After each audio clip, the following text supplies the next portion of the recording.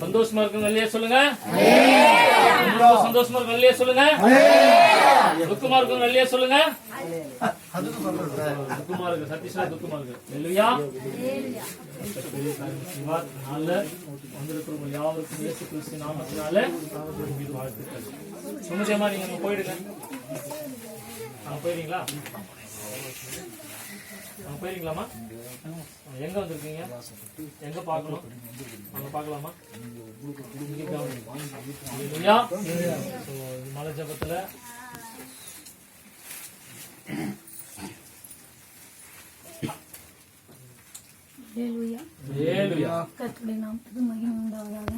சந்திச்ச பாருங்க.